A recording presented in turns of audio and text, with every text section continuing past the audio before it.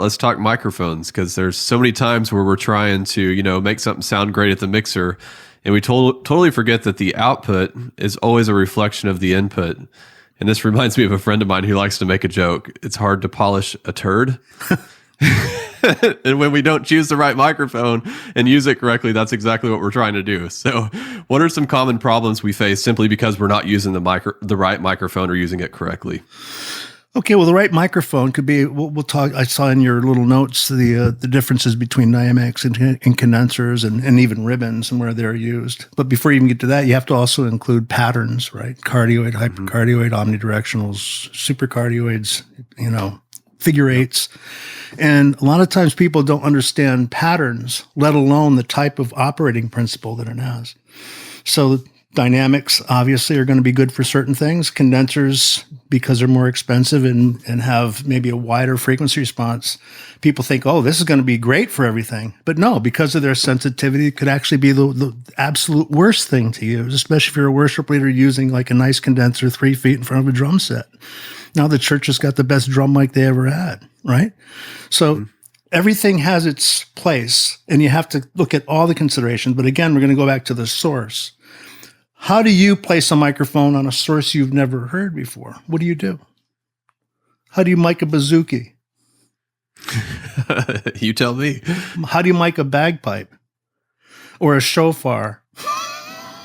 Yeah. Right. Yeah. So what I do is I have the person play. I block off one ear because a microphone, unless it's a stereo mic, is not stereo, and walk around the instrument.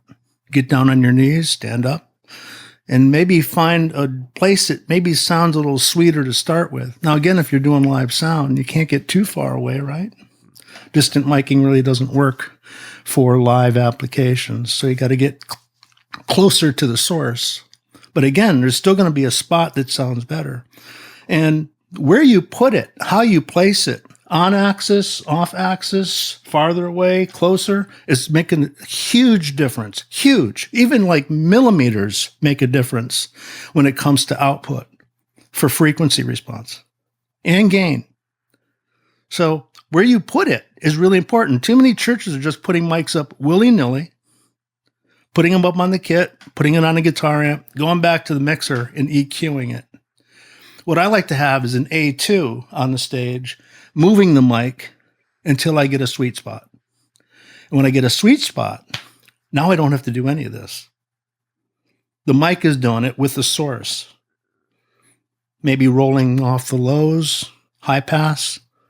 If you want to do another high pass, for instance, you can just pull the mic back. That'll get rid of the lows. You want to make it less bright? Turn it off axis, like a hi-hat. You're pointing it right at the hi-hat bell. It's too bright, brittle. Turn it off axis. It'll cream it out. So just moving things, little bits, are going to change a world for you. Mixing sound seems complicated, but it doesn't have to be. Get access to our stress-free training to help you create great sound at church by visiting churchsoundmadesimple.com.